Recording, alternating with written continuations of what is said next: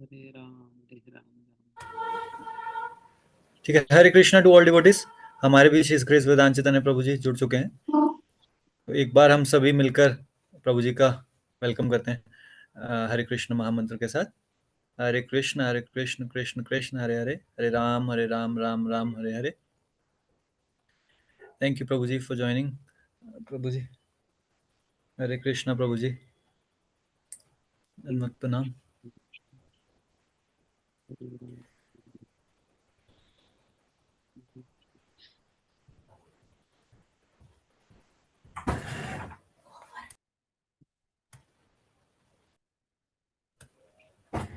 Thank you प्रभु जी, over to you.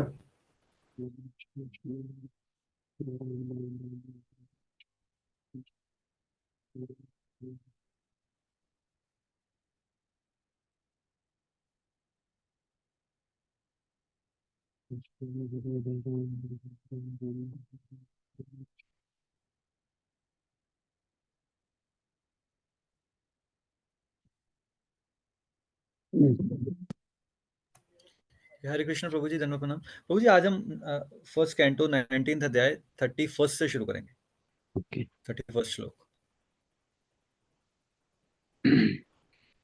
ओम ज्ञानतिमिरन्धस्य ज्ञानाञ्जनशलाकया चक्षुरुन्मिलितं येन तस्मै श्रीगुरवे नमः।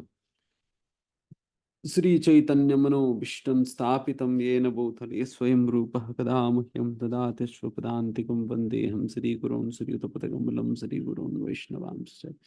श्रीरूपं साग्रजातं सहगण रघुनाथान्वितं त्वं सजीवं साद्वैतं सावधूतं परिजनसहितं कृष्णचैतन्यदेवं श्रीराधाकृष्ण पादान् सहगणन्ता श्रीविशाखान्वितांश्च। हे कृष्ण करुणा सिंधु दीन बंधु जगतपति गोपेश गोपिका कांत राधा कांत नमोस्तुते तप्त कांचन गौरांगी राधे वृंदावनेश्वरी वृषभानुसुते देवी प्रणमामि हरिप्रिये वाञ्छाकल्पतरुभ्यश्च कृपा सिन्धुभ्येव च पतितानां पावनेभ्यो वैष्णवेभ्यो नमो नमः। जय श्री कृष्ण चैतन्य प्रभु नित्यानंद श्री अद्वैत गदाधर श्रीवासदि गौर भक्तवृंद। हरे कृष्णा कृष्णा कृष्णा हरे हरे, हरे राम राम राम हरे हरे। नमो विष्णुपादाय कृष्ण पृष्ठाय भूतले श्रीमते भक्तिवेदांत स्वामी नामिने। नमस्ते सारस्वती देवे गौरवाणी प्रसारणे निर्विशेष शून्यवादी पाश्चात्य देश तारिणे।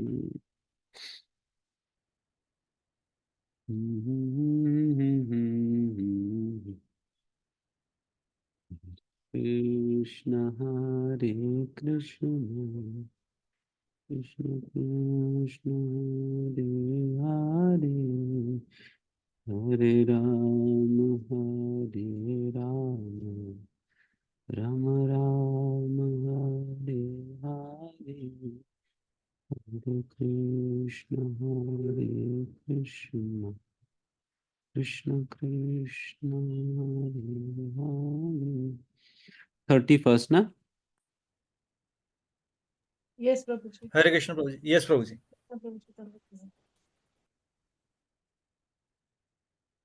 प्रशान्तमासीनमकुण्ठमेधसं मुनिं नृपो भागवतो अभ्युपेत्य प्रणम्य मूर्ध्ना वहिता कृताञ्जलिर्नत्वा गिरा सूनृतया यान्वपृच्छत्। हरे कृष्ण प्रभु जी, दंड प्रणाम। then तब प्रखर मुनि श्री सुखदेव गोस्वामी पूर्ण शांत भाव से बैठ गए। वे किसी भी प्रश्न का निसंकोच होकर बुद्धिमत्ता से उत्तर देने हेतु तैयार थे। तब महान भक्त महाराज परीक्षित उनके पास पहुंचे और उन्होंने उनके समक्ष सिर झुकाकर प्रणाम किया और हाथ जोड़कर मधुर वाणी से विनीत होकर पूछा।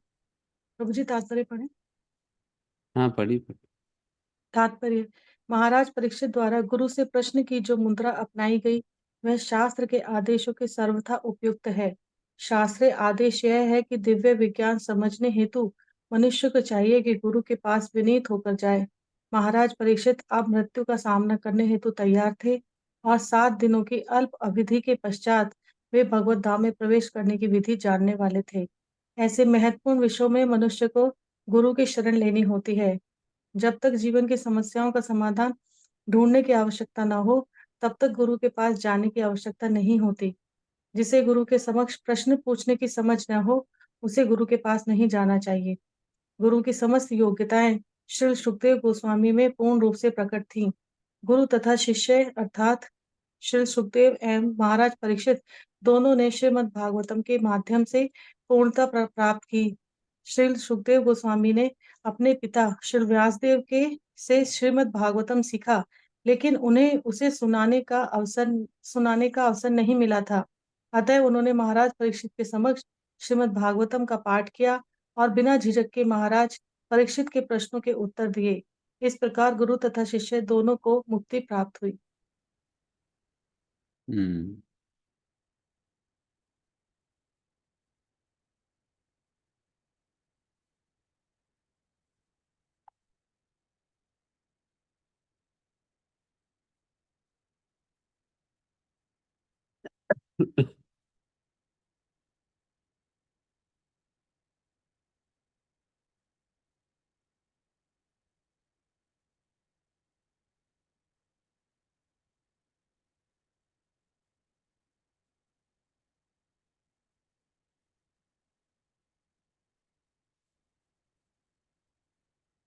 हरे कृष्ण। जिस प्रकार से यहाँ पर बताए जा रहे हैं, परीक्षित महाराज बहुत ही उचित ढंग से सुखदेव गोस्वामी से अपने जिज्ञासा रखने गए थे। बहुत ही नम्र भाव से, बहुत विनीत भाव से, बहुत ही सदाचार के पालन करते हुए वो सुखदेव गोस्वामी के सामने अपनी जिज्ञासा रख रहे थे।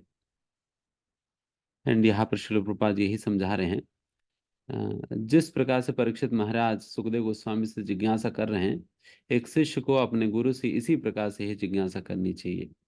एंड जिस शिष्य को गुरु से जिज्ञासा किस प्रकार से करनी चाहिए, अगर ये नहीं आता है, उनको गुरु के पास जाने का कोई मतलब नहीं है।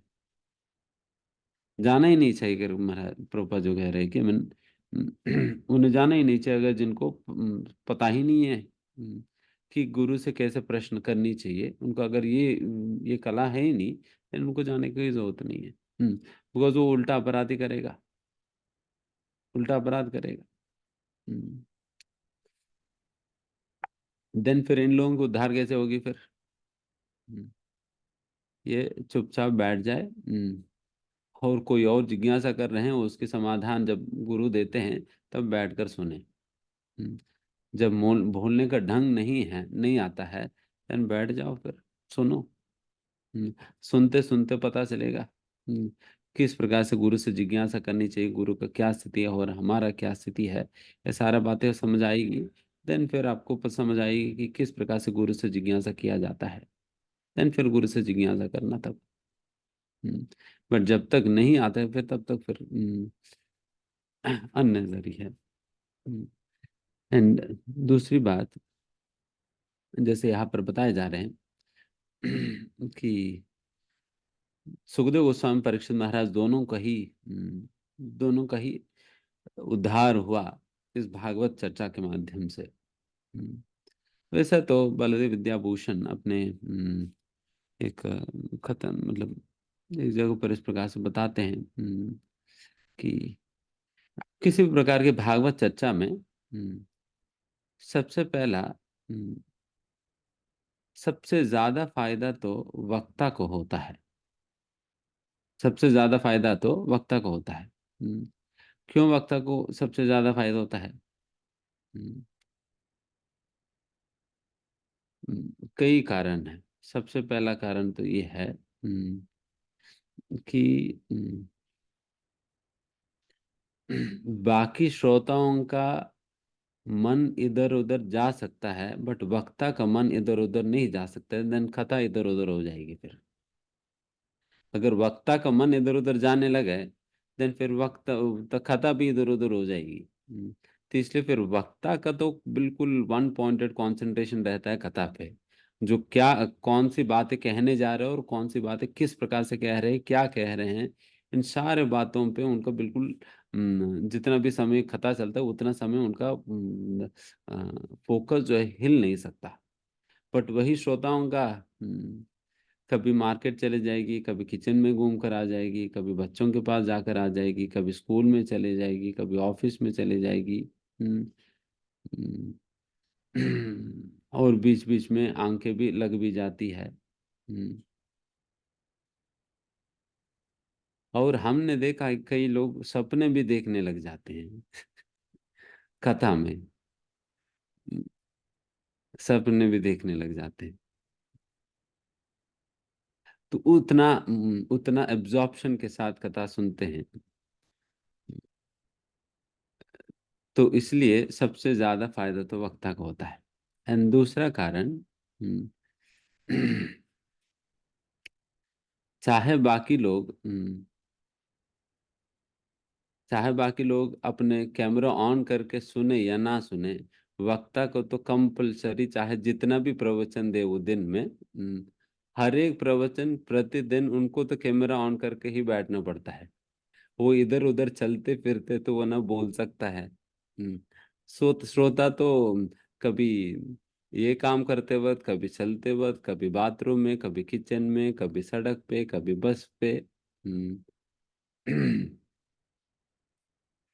कभी जूम पे लगा दिया और चले गए कहीं और, कोई मिल गया बातें करने वाला, तो ये वक्ता तो अपना बोलते जा रहे हैं। वक्ता को लग रहा था कि ये तो सुन ही रहा है करके, ये तो बोलते जा रहे हैं। वो तो अपना वीडियो बंद करके अपना बातें कर रहे हैं। तो ये सारे काम तो वक्ता के साथ तो नहीं होने वाली है, क्योंकि वक्ता फिर उस समय जिस समय जो बोल रहे तो फिर वो अपना वही रहना होगा। हम्म, है ना। कभी श्रोता तो छुट्टी मार सकते हैं, प्रोजी मतलब कभी कभी छुट्टी मार सकते, बट वक्ता को तो छुट्टी नहीं मार सकते हैं। छुट्टी नहीं मार सकते हैं, तो वक्ता तो आना ही पड़ता है। हम्म, आना ही पड़ता है। एंड फिर आने का मतलब है, फिर 100% डेडिकेशन के साथ बैठ कर 1.5 घंटा 2 घंटा जितना भी लगे, अपना बिल्कुल प्रॉपरली वीडियो ऑन करके बैठ कर करना ही पड़ता है। चाहे बाकी लोग जैसे भी रिस्पॉन्ड करे या रिस्पॉन्ड ना करे, तो उस प्रकार के डेडिकेशन वक्ता का होता है। तो इसलिए फिर ऑब्वियसली फिर जिनकी जितना डेडिकेशन है, फिर उनका उनको उतना फल मिलना ही चाहिए फिर। हम्म, उनको उतना फल मिलना चाहिए ना। तो इसलिए भगवान सबसे पहला तो वक्ता को उद्धार करते हैं। हम्म, वक्ता को उद्धार करते हैं।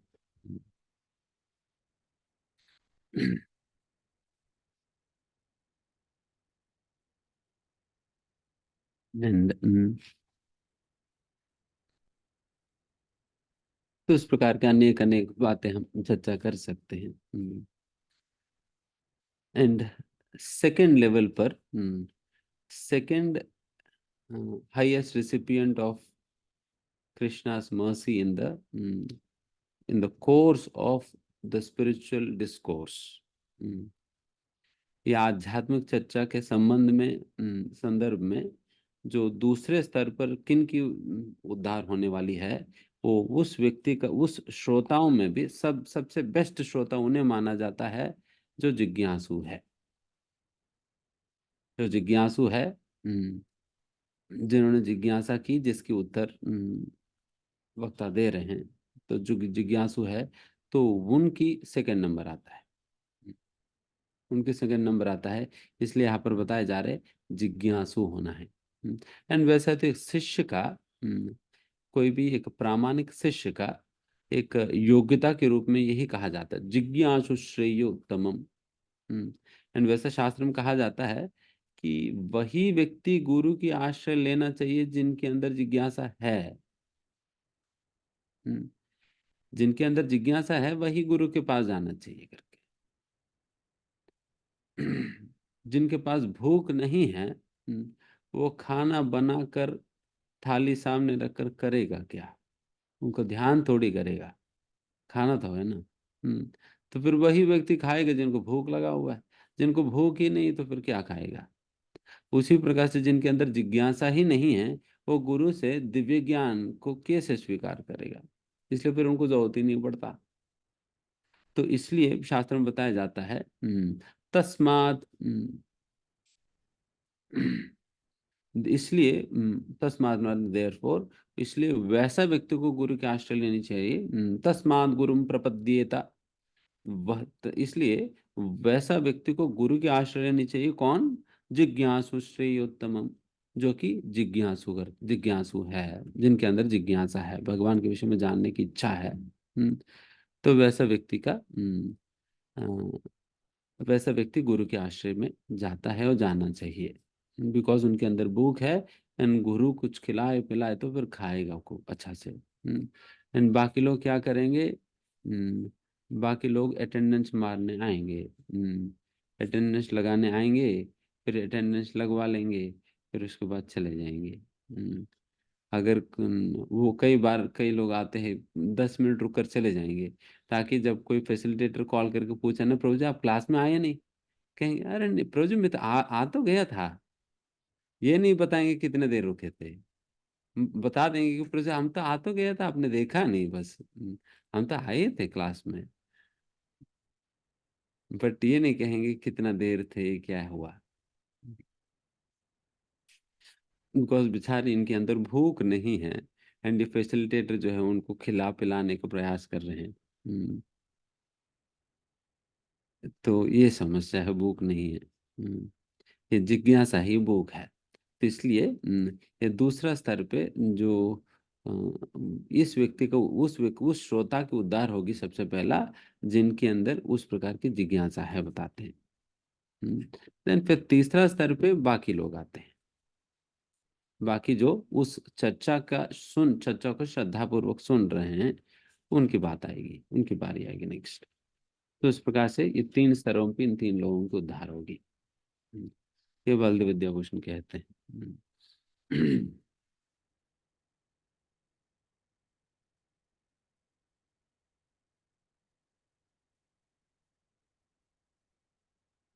इसलिए ये परीक्षित महाराज और सुखदेव गोस्वामी दोनों बेस्ट कॉम्बिनेशन है। एंड इसलिए इनको कहा जाता है, सुखदेव गोस्वामी को कीर्तन के आचार्य माना जाता है। जैसा नवविधा भक्ति है ना, श्रवण कीर्तन स्मरणम वंदनम मच्चनम दास्यम सख्यम आत्मनिवेदनम, ये नवविधा भक्ति है, जो भक्ति का 9 अंग है, जो कि प्रहलाद महाराज ने हिरण्यकशिपु को श्रीमद् भागवतम के अंतर्गत कहा है। इसे नवविधा भक्ति कहा जाए, जो कि 9 अंग है भक्ति का। एंड फॉर इसमें हर एक अंग अपने आप में पूर्ण है, जो कि हमें एक अंग भी अगर ढंग से व्यक्ति पालन करे, उस अंग की प्रभाव से ही वो व्यक्ति भगवान को प्राप्त कर सकता है। अगर एक भी अंग सही ढंग से अगर पालन करे तो वो भगवान को प्राप्त कर लेगा। इतना शक्ति है उस नवविधा भक्ति के अंतर्गत बताई गई हर एक अंग में। और उस प्रकार के हर एक अंग को जिन भक्तों ने बिल्कुल परफेक्शन पाया है, उन भक्तों को उस अंग की आचार्य के रूप में माना जाता है। उस प्रकार से सबसे पहला जो 2 अंग है, श्रवण और कीर्तन। श्रवण के आचार्य है परीक्षित महाराज, और कीर्तन के आचार्य है सुखदेव गोस्वामी।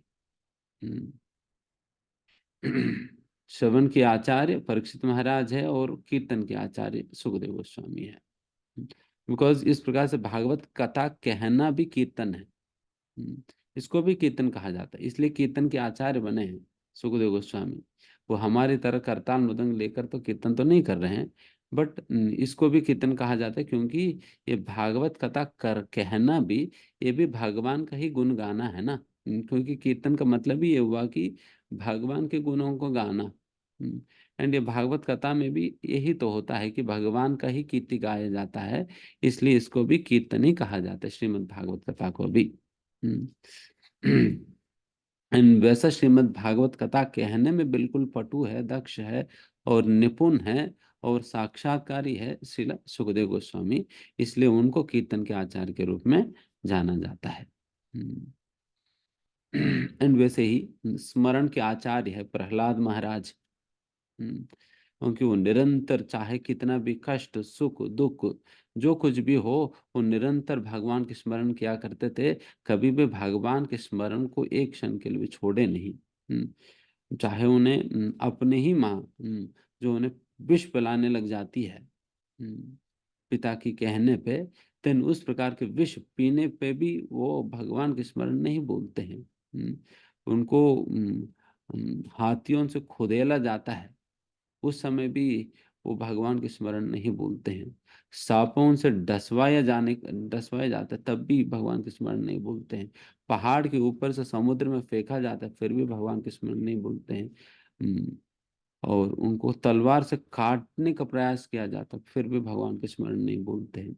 उस प्रकार से निरंतर हर परिस्थिति में भगवान के स्मरण करने का अभ्यास प्रहलाद महाराज ने करा है, इसलिए प्रहलाद महाराज को स्मरण के आचार्य के रूप में जाना जाता है। तो उसी प्रकार से हर एक अंग का अपना अपना आचार्य है। उसी प्रकार से वंदनम का भी आचार्य है अक्रूर। अक्रूर अक्रूर जब आप देख सकते हैं किस प्रकार से अक्रूर जी वे भगवान श्री कृष्ण से मिलने की उत्साह के साथ जाते हैं। हालांकि अक्रूर जी को किसने भेजा है? कंस ने भेजा। और किन की यहाँ पर काम करते थे अक्रूर जी? कंस की यहाँ पर काम करते थे। कंस के यहाँ काम करते थे। एंड अक्रूर जी हालांकि भगवान का शुद्ध भक्त थे, बट फिर भी वो कंस की यहाँ इसलिए काम करते थे इस भावना के साथ कि मैं यहाँ रहूंगा तो कभी ना कभी मुझे वृंदावन जाने का मौका तो मिलेगा। मथुरा में रहेंगे तो वृंदावन नजदीक पड़ता है, कभी ना कभी वृंदावन जाने का मौका तो मिलेगा, तो इसलिए मैं यहाँ रहता हूँ करके फिर वो वहाँ रहते हैं। एंड फिर विधिवत उनको ये कार्य सौंपा जाता है। कृष्ण बलराम को मारने के लिए उनको वृंदावन से मथुरा लाने की सेवा मिलता है उन्हें। वक्त को ही मिल गया, भगवान को मरवाने के लिए लाने की सेवा मिल गई। अक्रूर जी को मिल गया, देन फिर वो खुशी खुशी गए थे। क्योंकि इस कॉन्फिडेंस के साथ कि ये तो कृष्ण बलराम तो कोई साधारण नहीं है, देखेंगे कौन मारेगा कौन मरेगा करके कॉन्फिडेंस के साथ गए ही थे।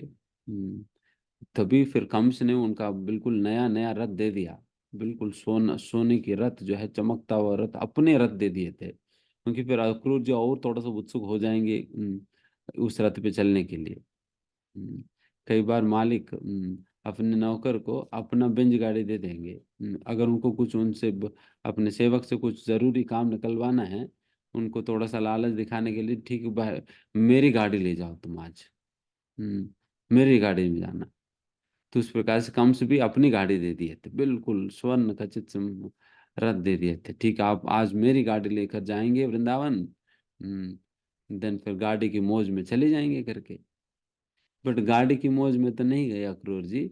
अक्रूर जी कृष्ण बलराम से मिलने की जो उत्साह है, उत्सुकता है, भावना है, उसकी वजह से अक्रूर जी गए थे। एंड पूरा मथुरा से वृंदावन तक जाते वक्त आप देख कितने सारे प्रार्थनाएं अक्रूर जी ने भगवान के प्रति किया, और मतलब पूरा रास्ते में वो भगवान का ही प्रार्थना करते करते, भगवान का स्मरण करते करते ही वो जा रहे थे।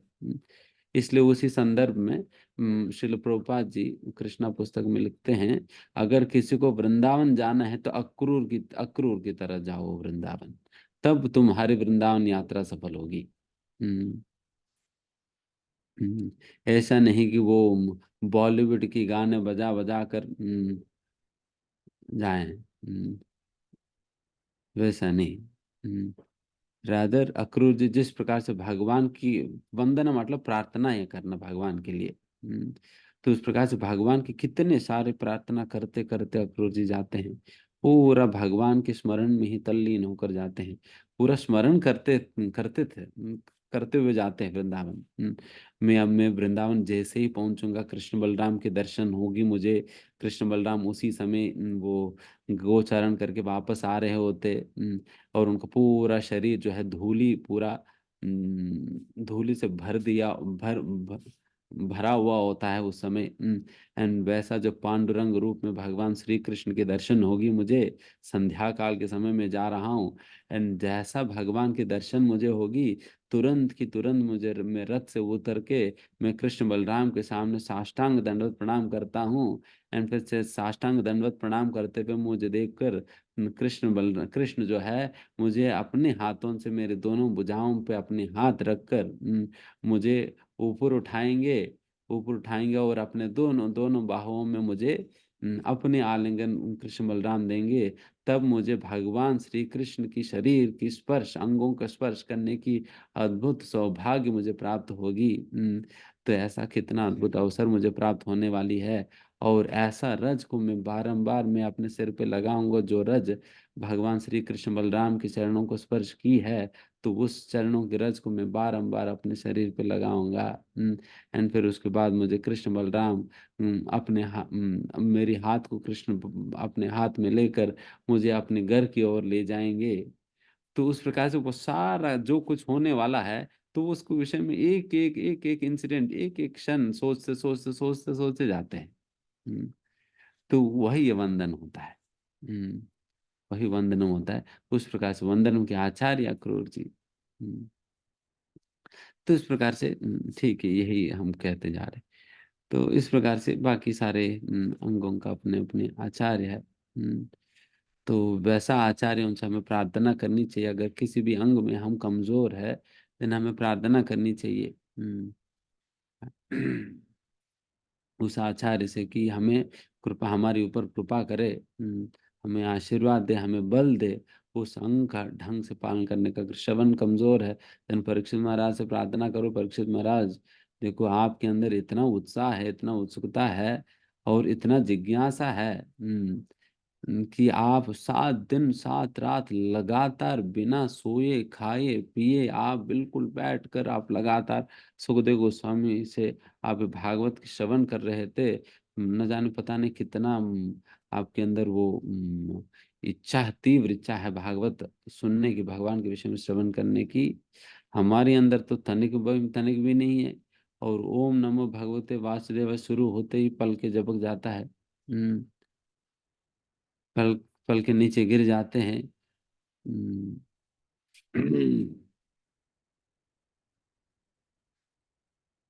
तो एक भक्त कह रहे थे कि प्रभु जी मतलब जैसे भगवान को उठाने के लिए और सुलाने के लिए मंत्र होता है। हम्म, भगवान को उठाने के लिए और सुलाने के लिए मंत्र होता है। जैसे विश्राम आगस्व आगस्व करके कुछ मंत्र होता है भगवान को सुलाने के लिए। उसी प्रकार जगाने के लिए भी मंत्र होता है। वैसे ही भक्तों का भी कहते हैं, भक्तों का भी सुलाने और उठाने का मंत्र है। सुलाने का मंत्र है ओम नमो भगवते वासुदेवाय। जैसे ओम नमो भगवते वासुदेवाय कहते हैं, ये भागवत कथा चालू होने वाली है, तो फिर सो जाते हैं। ठीक है, हमें आज्ञा मिल गई, सोने के लिए सो जाते हैं। एंड फिर उठाने वाला मंत्र क्या है? महाप्रसादे गोविंदे। हम्म, और जैसा महाप्रसाद गोविंद शुरू होता है, अरे अभी खाने के समय हो गए, जग जाना है, जग जाना है, फिर जग जाएंगे। हम्म, तो ये सुलाने वाला मंत्र और ये जगाने वाला मंत्र। कोई भी भक्त को आपको जब सुलाना है ना, तो फिर तुरंत शुरू कर देना ओम नमो भगवते वासुदेव, सो जाएगा। जगाना है तो फिर याद दिला देना महाप्रसाद गोविंद, फिर जग जाएंगे। तो ये भक्तों का डीटी वर्शिप है। भक्तों को डीटी वर्शिप ऐसा किया जा सकता है। तो वैसा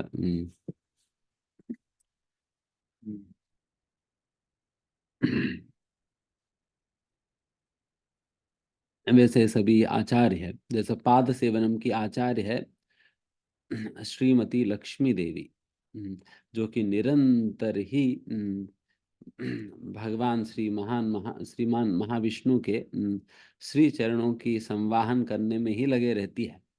उन चरणों को छोड़ती नहीं है बस।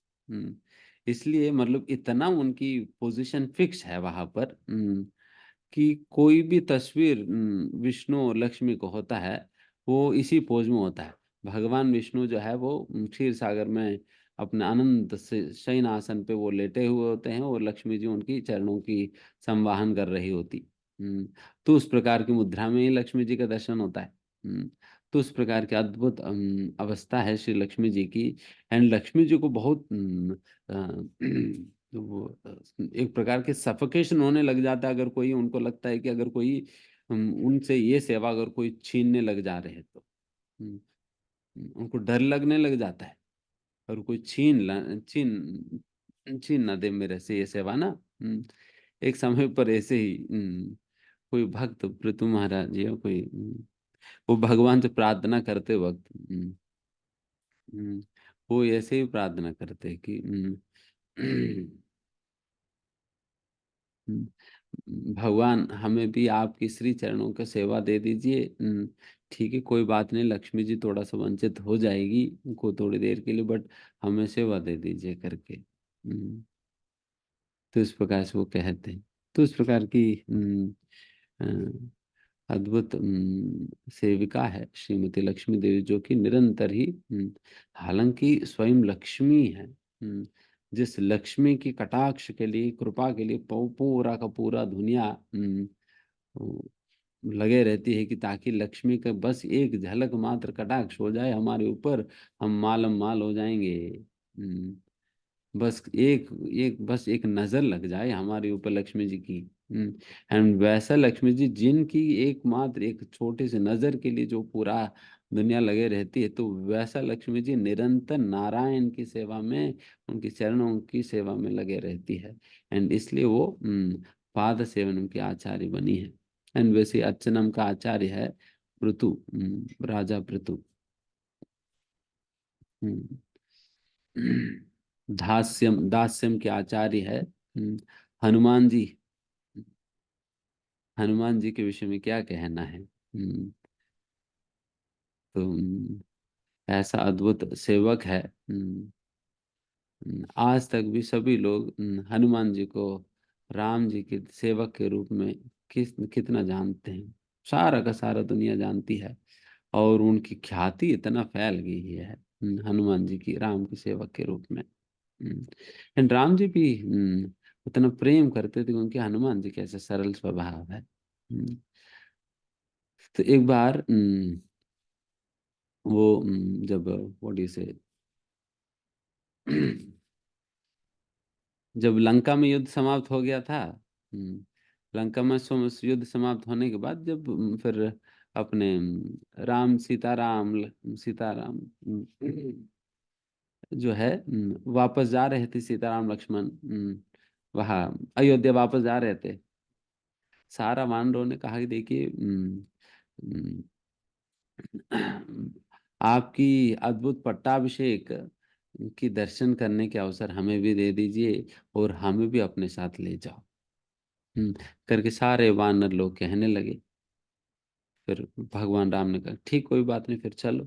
फिर हनुमान जी ने पूछे ये तो एक दो थोड़ी, एक थी, ये तो करोड़ों लोग हैं, इनको कैसे ले जाएंगे। फिर राम जी ने कहा अरे हमारे पास जो है वो तो पुष्प विमान है। इस पुष्प विमान की ये खासियत है, ये रावण जी का पुष्प विमान है जो कि उन्होंने कुबेर जी से चुरा लिया। एंड ये जो पुष्प विमान की खासियत ये है कि चाहे जितने भी लोग बैठे, एक व्यक्ति के लिए खाली जगह रहेगा। एक व्यक्ति बैठने के लिए खाली जगह रहता है, चाहे जितने भी लोग बैठ जाए। तो करोड़ लोग बैठ जाए तो फिर तब भी एक जगह खाली रहेगा। हम्म, तो आपको भी जाना है तो बताना, फिर जा सकते हैं। अभी एक सीट खाली पड़ा हुआ है।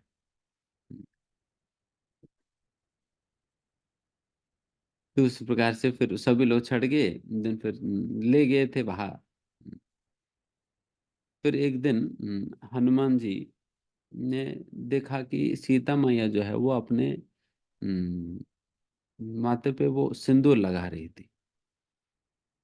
फिर हनुमान जी ने पूछा कि मैया ये सिंदूर क्यों लगाती हो। फिर सीता मैया ने कहा कि देखिए इस प्रकार से लगाने पे, ये सिंदूर जब मैं लगाती हूँ ना, राम जी को बहुत अच्छा लगता है, इसलिए मैं राम जी की प्रसन्नता के लिए ऐसा सिंदूर लगाती हूँ। बस ये बात हनुमान जी ने पकड़ लिया। ये बात पकड़ लिया। तो फिर क्या किया? फिर अगले दिन फिर सडनली भगवान श्री राम के सामने एक ऐसा विचित्र व्यक्ति की प्राकट्य हुआ, जिनके पूरा का पूरा शरीर पे सिंदूर ही सिंदूर लगा हुआ था। पूरा शरीर में ही सिंदूर लगा हुआ था। हम्म, फिर राम जी चौंक लगे कि ये क्या है, कि ये कौन है, ये पूरा का पूरा सिंदूर ही सिंदूर है। नख से लेकर बाल तक पूरा पूरा सिंदूर ही सिंदूर, ये क्या है? फिर थोड़ी देर बाद देखा तो वो पीछे पूंछ भी है, तो ये तो पूंछ है तो हनुमान जी होंगे फिर।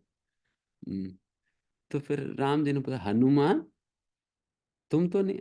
फिर हनुमान जी ने, स्वामी में ही हो। हनुमान तुम्हारे। हम्म, फिर फिर तब हनुमान जी ने कहा कि हमने कल देखा कि सीता मैया वो सिंदूर लगा रही थी। हमने पूछा कि क्यों लगा रही है? देन फिर उसने कहा कि आपको सिंदूर बहुत बहुत पसंद है। आपको अगर इतना सिंदूर पसंद है, देन मैंने सोचा कि अगर पूरा का पूरा शरीर में ही सिंदूर लगा दिया जाए तो आपको और कितना प्रसन्नता होगी। इसलिए मैं अपना पूरा शरीर में सिंदूर लगाकर मैं आपके सामने आ गया। आपको अच्छा लग रहा है ना? हम्म, फिर के भोले भाले होकर हनुमान जी राम जी से पूछने लगे। देन हनुमान जी ने, देन फिर राम जी ने कहा, "हम्म, हमें अच्छा लगा है, आपकी सरल स्वभाव हमें अच्छा लगा है। हम्म, आपकी जो निस्वार्थ निश्चल प्रेम हमें अच्छा लगा है। जिस प्रेम की भावना से आप ये नहीं सोचा कि मैं इतना पूरा शरीर में सिंदूर लगा दूं तो फिर मैं कैसा दिखूंगा, लोग क्या सोचेंगे, लोग हंसेंगे, क्या नहीं कहेंगे। ये सारे बातें तो आपने नहीं सोचा, अपने विषय में तो कहीं नहीं सोचा। आपने केवल बस यही बात आप सोचते हो कि मुझे क्या अच्छा लगता है। आपको किसी और अन्य बातों से कोई मतलब ही नहीं है। हम्म, अपनी अपनी कोई अहंकार ही नहीं है।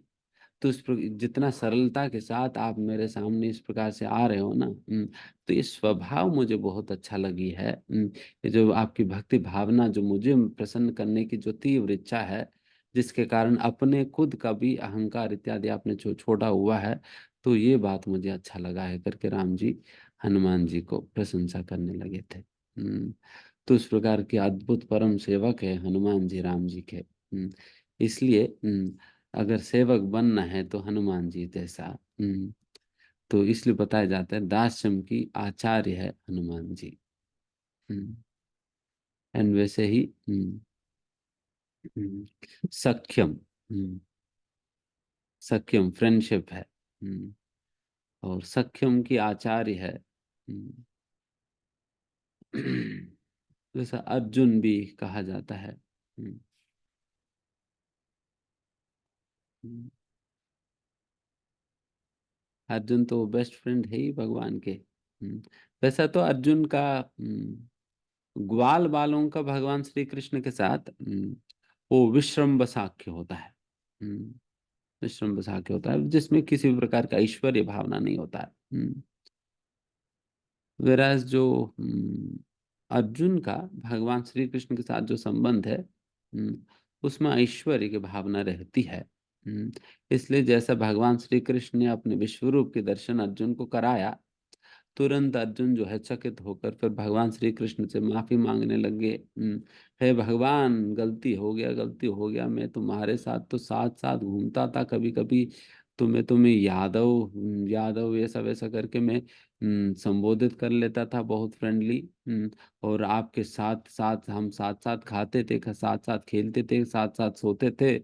इस प्रकार से आपके स्तर को जाने बिना मैं ये सारे काम तुम्हारे साथ साथ कर लिए। मेरे से बहुत बड़ा अपराध होगी, मुझे क्षमा कर दो, क्षमा कर दो करके भगवान भगवान से क्षमा मांगने लग गए थे अर्जुन। हम्म, तुरंत उनकी जो साख्य की भावना वो जो है वो शिथिल हो गया था, वो बोल गए थे, वो या वो साइड कर दिए थे। तुरंत एक सम्मान की भावना उनके अंदर आ गई। जैसा उन्होंने भगवान विश्वरूप के दर्शन किया।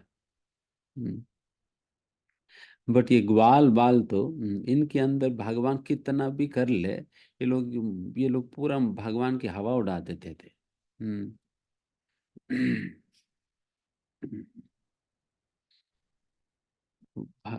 बिल्कुल कहीं कहीं भगवान को थोड़ा भी मतलब अपना दिखाने नहीं देते थे, पूरा दबा कर ही रखते थे। पूरा दबा कर रखते थे। तो भगवान कहीं इधर उधर कह नहीं पाते थे। अगर थोड़ा बहुत अगर कहने का प्रयास या दिखाने का प्रयास कर भी लेते थे तो तुरंत ही उनकी पूरा मजाक वजाक उड़ाकर फिर उन्हें बाहर कर देते थे। हम्म भगवान खुद डर जाते थे, पता नहीं ये लोग तो अगर मैं ज्यादा अगर करने लगूं तो पता नहीं ये लोग तो मुझे खेल से निकाल देंगे। हम्म, तो कल से मैं खिन के साथ खेलूंगा। फिर वो भगवान भी डर जाते थे। हम्म, तो इस प्रकार की अद्भुत अवस्था है इनको आलसा खाऊं का। हम्म, तो वैसा अर्जुन भी फिर अल्टीमेटली आत्मनिवेदनम, साक्ष्यम आत्मनिवेदन, आत्मनिवेदन के आचार्य माना जाता है श्री बलि महाराज। हम्म, जो कि अपना सर्वस्व को भगवान के श्री चरणों पे नौछावर कर दिए थे। बिल्कुल एवरीथिंग, अपना कुछ नहीं बचा। सबसे पहले उनके पास सारा राज्य भगवान ने एक कदम में ही सारा तीनों लोगों को नाप लिए थे। दो कदम में सारा नाप लिए और फिर तीसरा कदम कहा ही रखे। तो फिर बलि महाराज ने कहा कि अभी मेरे पास तो जनरली जो दानी होता है वो अपने धन से अलग होता है। धन देने के बाद भी धानी का अपना स्थिति बना रहता है। इसलिए मैं तो अपना, मेरे पास जो कुछ भी है मैं सारा कुछ तो मैं दे चुका हूँ, बट मैं स्वयं तो बचा हुआ हूँ। इसलिए आप अपनी तीसरी पैर मेरे सिर पे रख देना। हम्म सिर पे रख देना करके अपना सारा सर्वस्व तीनों लोग, हालांकि ऐसा नहीं कि उनको पता नहीं था करके दे रहे हैं। उनको पहले से शुक्राचार्य ने वार्निंग दे दिया था। देखो आप जो ब्राह्मण के रूप में जो आपके सामने भीख मांगने आया, नहीं तो कोई साधारण व्यक्ति नहीं है, तो बल्कि ये स्वयं भगवान नारायण है जो कि आपसे आपके तीनों लोग चुराने, आपके सारा राज्य तुमसे लेने आए थे। ये तो केवल तीन पग के नाम पे तुम्हारा सारा का सारा सर्वस्व उठा देने वाले हैं। तुम आगे मत बढ़ो करके उनको वार्निंग दिया है। ऐसा नहीं कि बलि महाराज को नहीं पता था, बलि महाराज को पता होते हुए भी उन्होंने कमिट किया, नहीं मैं अगर भगवान नारायण ही स्वयं आकर मेरे सामने अगर हाथ फैलाकर अगर भीख मांगे तो भगवान जैसा व्यक्ति को भिक्षा देने की सौभाग्य और किनको मिल सकता है। अगर ऐसा सौभाग्य मुझे मिल रहा है भगवान को भी भिक्षा देने की, मैं क्यों छोड़ूं, मैं भिक्षा दूंगा करके फिर वो भिक्षा देने लग गए थे। हम्म, भिक्षा देने लगे। and जब भिक्षा दिए देन भगवान जैसा व्यक्ति भिक्षा मांगे तो वो कहा मुट्ठी मुट्ठी से समाप्त कर देने वाले हैं, पूरा का पूरा ही उड़ा दिए। हम्म, जो भगवान भी जब भीख मांगेंगे तो अपनी कैलकुलेशन के अनुसार भीख मांगेंगे। हम्म, एक आध रुपए से निपटाने वाले वन नहीं है। निपटने वाले तो नहीं भगवान। तो पूरा का पूरा तीनों लोग उनसे ले लिए। और फिर फाइनली बलि महाराज अपना सिर भी दे दिया फिर बलि महाराज को। तो इस प्रकार से जब सही में जब बलि महाराज जब तीनों लोगों को भगवान ने आक्रमण कर लिया, तब बलि महाराज के पास जितने भी सारे रिश्तेदार रिश्तेदार थे जो उनके पीछे पीछे घूमते थे, सभी के सभी भाग गए थे। जैसा उन्हें पता चली कि बलि महाराज भिखारी बन गए, तुरंत की तुरंत सभी भागे। कोई रहा नहीं वहाँ। हम्म, तो इस प्रकार से बलि महाराज को सबसे पहले उनकी संपत्ति से अलग कर दिया, फिर उसके बाद दूसरे स्तर पे उनके सारे रिश्तेदारों रिश्तेदारों से अलग कर दिया, बिल्कुल अकेला कर दिया। अकेला करके उनको भी पूरा घेर लिए थे भगवान। हम्म, खत्म चैप्टर बलि महाराज की। तो इस प्रकार से बलि महाराज तो ये सारा कुछ ऐसा नहीं कि रोते हुए दिए, नहीं, ऐसा नहीं कि रोते हुए बहुत दुखी होकर, अरे सारा भगवान ये क्या चीटिंग कर दे रहे मेरे साथ, ये तो बहुत गलत है, आपने मेरे साथ किया है, धोखाबाजी कर रहे हो, क्या कौन सी भगवान हो तुम, ऐसा थोड़ी किया जा सकता है। तो ऐसा वैसा मतलब ऐसा वैसा सोच कर नहीं दिए थे, बिल्कुल पूरा मन के साथ दिए थे, मन के साथ दिए थे। हम्म, तभी बलि महाराज सारा कुछ होने के बाद आखिर में भगवान से बात कहते हैं, भगवान अगर आपने आज तक कृपा किया तो आपने असलियत में कृपा तो हम दैत्यों पे किया है। हम्म, हम असुरों पे किया, हम दैत्यों पे किया, और मेरे ऊपर आपने असलियत में कृपा किया है। और इंद्र पे आपने कौन सी कृपा करी है, इंद्र को तो आपने कपट कर दिया, धोखा दिया इंद्र को। असलियत में कृपा तो आप मेरे ऊपर किया है, इंद्र को तो आपने धोखा दे दिया। फिर सभी लोग चकित हो गए, धोखा तो बलि महाराज को मिला था, इंद्र के लिए तो भगवान धोखा देकर सारा राज्य बलि महाराज से लेकर इंद्र को ही तो सो देने वाले थे। बट बलि महाराज ने कहा नहीं भगवान, आप कृपा अगर असलियत में किया तो हमारे ऊपर आपने किया है, बलि महाराज को तो केवल धोखा देते हो। इंद्र को तो केवल धोखा देते हो। देन फिर बलि महाराज आगे कहने लगे, भगवान आपने तो आपकी अपनी श्री चरणों को मेरे शीश पे रख के मुझे अपनी श्री चरणों की भक्ति देकर मुझे तो पुनीत कर दिया, मेरे उद्धार कर दिया आपने। बट इंद्र को तो नश्वर ये इंद्र की गद्दी आपने देकर उन्हें संतुष्ट कर दिया। हम्म, तो इसका मतलब परमानेंट स्थान तो आपने मुझे दिया है, इंद्र को लॉलीपॉप देकर भेज दिया आपने। इंद्र को तो लॉलीपॉप मुंह में रख के भेज दिया, वो इंद्र लॉलीपॉप मुंह में लेकर वो खुश है। जैसे बच्चों को जैसे घुमाने के लिए, उनकी नजर हटाने के लिए हम उनके मुंह में लॉलीपॉप डाल दिया तो ठीक है, बच्चे खुश है अपने लॉलीपॉप के साथ। तो इंद्र के मुंह में भी लॉलीपॉप डाल दिया भगवान ने, तीनों लोगों की बड़ा लॉलीपॉप है ये, तो वो डाल दिया। फिर इंद्र लॉलीपॉप खाते खाते चले गए। उनको लगा कि भगवान खूब अच्छा कृपा होगी। बट असलियत में कृपा तो भगवान आप हमारे ऊपर किया है, हम्म, आप हमारे ऊपर किया है करके। फिर बलि महाराज मतलब उनकी भावना में बता रहा हूँ।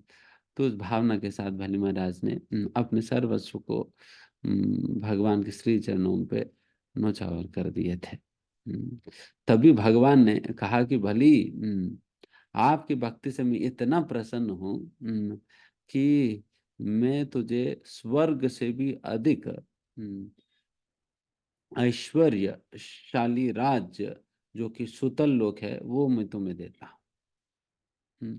करके बलि महाराज को सुतल लोक देते हैं, एंड ऊपर से भगवान कहते हैं, एंड इस सुतल लोक के संरक्षण में खुद तुम्हारी गेट कीपर बनकर तुम्हारा संरक्षण करूंगा।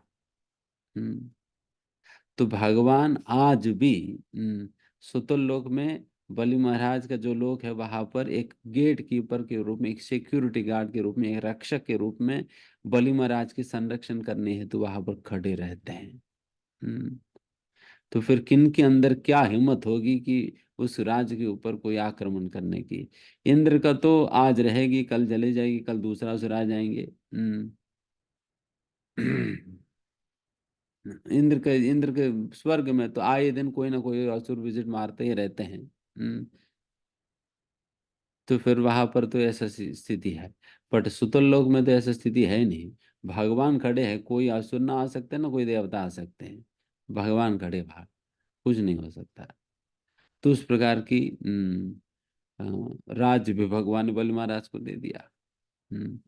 तो इस प्रकार से भगवान को बलि महाराज ने सब कुछ नौचावर करने से he did not become a loser, वो हारा नहीं, बल्कि सुतुल लोक जैसा अद्भुत लोक को जीता भी है। भौतिक प्रकार से, आध्यात्मिक प्रकार से, हर प्रकार से वो ही जीते थे। इस प्रकार से जो भी कोई भी व्यक्ति अपने सामर्थ्य और क्षमता के अनुसार कुछ भी अगर भगवान को देता है ना, वो तो कभी वो उनका कभी नुकसान नहीं होता। उनका उनका हमेशा लाभ ही लाभ मिलता है। तो इस प्रकार से आप देखिए कि हमने आपको लग सकता है नहीं प्रभु जी, ये तो सत्युग की बात है, बलि महाराज ने तो अपना सर्वस्व समर्पित कर दिया, आज थोड़ी कोई करेगा। नहीं, आज भी ऐसा कई भक्त है जो कि अपने सर्वस्व को भगवान के श्री चरणों पे समर्पित करते हैं। अपने सर्वस्व को श्री भगवान के श्री चरणों पे समर्पित करते हैं।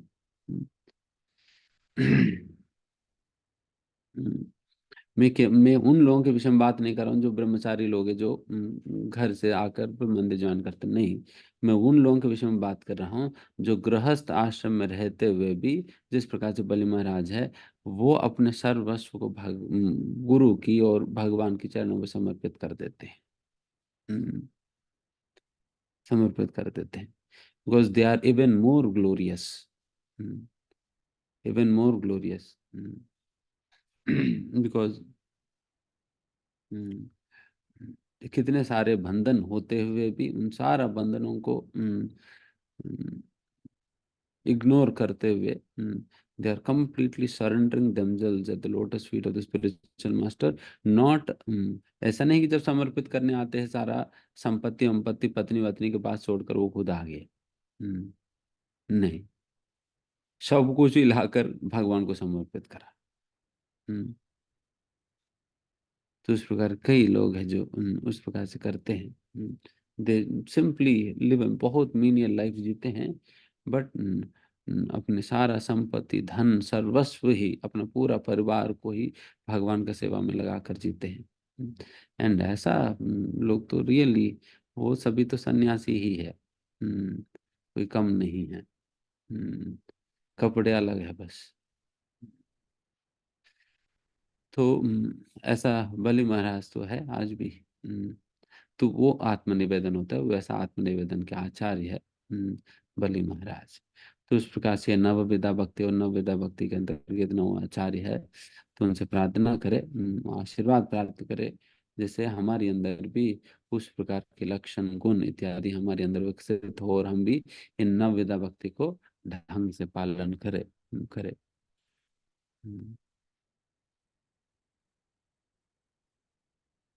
है ना। और फिर आज पूरा सेशन चलेगा इसमें, तो 1 घंटा तो हो ही गया इसमें। ठीक है, अब बाकी 2-3 श्लोक और पढ़ लेते हैं। परीक्षिदुवाच अहो अद्य वयं ब्रह्मन् सत्सेव्या क्षत्रबन्धवः कृपायातिथिरूपेण भवद्भिस्थितकाकृताः। भाग्यशाली राजा परीक्षित ने कहा, हे ब्राह्मण, आपने कृपा करके यहाँ पर मेरे अतिथि के रूप में उपस्थित होकर हम सबके लिए तीर्थ स्थल बनाकर हमें पवित्र बना दिया है। आपकी कृपा से हम अयोग्य राजा भक्त की सेवा करने के सुपात्र बनते हैं। तात्पर्य, श्री सुखदेव गोस्वामी जैसे संत भक्त सामान्यतः किन्हीं भौतिक भो, भो, भोक्ताओं, विशेष रूप से राजाओं के पास नहीं आते। महाराज प्रताप रुद्र भगवान श्री चैतन्य के अनुयायी थे, किंतु जब उन्होंने भगवान का दर्शन करना चाहा तो भगवान ने उनसे भेंट करने से अस्वीकार कर दिया, क्योंकि वे राजा थे। जो भक्त श्री भगवान के धाम को प्राप्त होना चाहते हैं, उनके लिए 2 बातें वर्जित हैं, सांसारिक भोक्ता तथा स्त्रियां। अतः श्री सुखदेव गोस्वामी के स्तर के भक्त राजाओं से भेंट करने में कभी रुचि नहीं रखते। निसंदेह महाराज परीक्षित की बात दूसरी थी। वे राजा होते हुए भी महान भक्त थे। अतएव श्री सुखदेव गोस्वामी उन्हें उनके जीवन के अंतिम क्षणों में मिलने आए। महाराज परीक्षित अपनी भक्तिमयी विनयशीलता के कारण अपने आप को अपने महान क्षत्रिय पूर्वजों का अयोग्य वंशज अनुभव कर रहे थे। यद्यपि वे अपने पूर्वजों के ही समान महान थे। राजाओं की अयोग्य संतानें क्षत्रबंधव कहलाती हैं। जिस प्रकार ब्राह्मणों की अयोग्य संतानें द्विज बंधु या ब्रह्म बंधु कहलाती हैं, महाराज परीक्षित श्री सुखदेव गोस्वामी की उपस्थिति से अत्यंत प्रोत्साहित थे। वे महान संत की उपस्थिति से अपने आप को पवित्र हुआ मान रहे थे, क्योंकि ऐसे संत की उपस्थिति किसी भी स्थान को तीर्थ स्थल में बदल देती है। हरे कृष्ण। जैसे आप बताए जा रहे हम्म,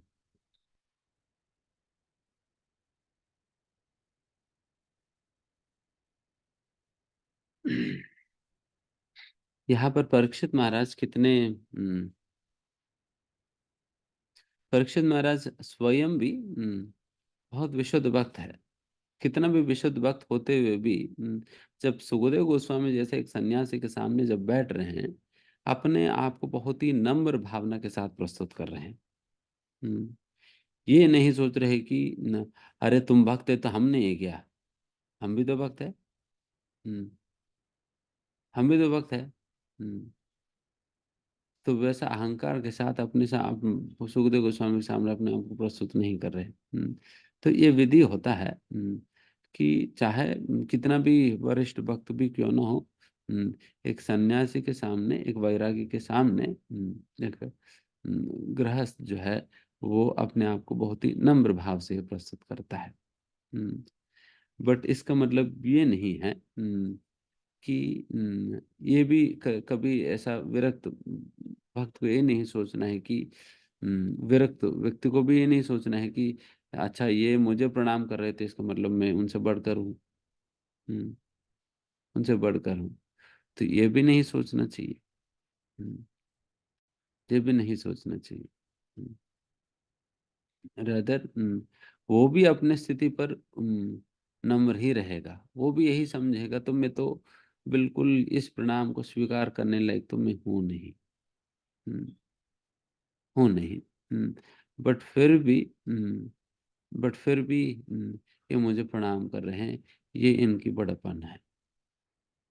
हम्म, उनकी बड़प्पन है, ये मुझे फिर भी प्रणाम कर रहे हैं। तो इस प्रकार से वो व्यक्ति सोचेगा जो उनको सोचना चाहिए। हम्म, है ना। अगर कोई मुझे प्रणाम करता है, अगर मैं सोचने लगूं कि अच्छा मैं इस प्रणाम को स्वीकार करने का अधिकार हूं तो मुझे प्रणाम कर रहे लोग करके, अगर मैं इस प्रकार से सोचने लगूं तो वही विचार ही मुझे उस प्रणाम का योग्य नहीं रखेगी, मुझे गिरा देगी। मुझे तो यही सोचना चाहिए तो मैं तो गधा हूँ। बट इनका इनका बड़पन है कि ये मुझे प्रणाम कर रहे हैं। और मुझे तो इस प्रकार सोचना चाहिए। एंड वैसा तो जैसा गुरु गुरु महाराज के विषय में, गुरु के विषय में इस प्रकार से कहा जाता है। शिल प्रभुपाद जी एक बार गुरु के विषय में कहते हुए बात कह रहे थे।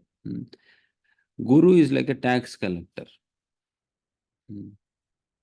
Guru is like tax collector. What does a tax, मतलब गुरु एक टैक्स कर वसूल करने वाला जैसा है। कर वसूल करने वाला क्या करेगा, जगह जगह से कर वसूल करेगा और गवर्नमेंट को जमा कर देगा, है ना। उसी प्रकार से गुरु क्या करेगा, वो भी जगह जगह से ही विल कलेक्ट ओबेसेंसेस, प्रणाम को कलेक्ट करेगा और भगवान को ऑफर कर देगा। वो अपने पास नहीं रखेगा। ये नहीं सोचेगा वो मुझे दे रहे हैं, नहीं तो भगवान के लिए है। हम्म, वो सारा कलेक्ट करके भगवान को पहुंचाते हैं, भगवान ये लो तुम्हारा। हम्म, अपने पास नहीं रखेगा। तो उस प्रकार से होता है। हम्म,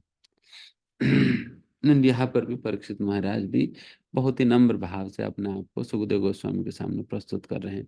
एंड ये नम्रता ही आवश्यक है, जैसा प्रभुपाद जी भी कहते हैं, disciple should always present himself in front of the spiritual master, although he may be greatly learned and a great scholar, but still when he goes in front of the spiritual master, he should present himself as if he is a great fool. एक मूर्ख number one की तरह ही अपने आप रहना चाहिए गुरु के सामने, हालांकि हम कितने बड़े स्कॉलर होने के बावजूद भी। एंड अगर आप के अंदर तनिक मात्र भी अगर ये भावना आने लगी, अरे ये तो मैं तो बड़ा स्कॉलर हूँ, महाराज को तो ये बात तो पता नहीं है। हम्म, अगर ये भावना आने लगी, देन समझ लेना कि हम असलियत में मूर्ख हैं। हम्म, पढ़े लिखे मूर्ख हैं। हम्म, सही में मूर्ख है। जिनको पता ही नहीं कि गुरु के सामने कैसे रहना है, जिनको ये भी नहीं पता गुरु के सामने कैसे रहना है, उतना अयोग्य मूर्ख है। जिस दिन व्यक्ति सोचने लगे कि हम्म, मैं बड़ा बढ़िया प्रवचन देता हूँ, या मैं बड़ा ज्ञानी हूँ, या मैं बड़ा भक्ति करता हूँ, मैं खूब अच्छा माला करता हूँ, हम्म, मैं ये करता हूँ वो करता हूँ, मैं बड़ी सेवा करता हूँ, अगर इस प्रकार से सोचने लगे देन फिर गया वो गया। हम्म, वो विचार ही बेकार विचार है, जो वो ऑलरेडी गिर गया। वो ऑलरेडी गिर गया, तो गिरा हुआ विचार है। हम्म, तो ये नहीं सोचना चाहिए।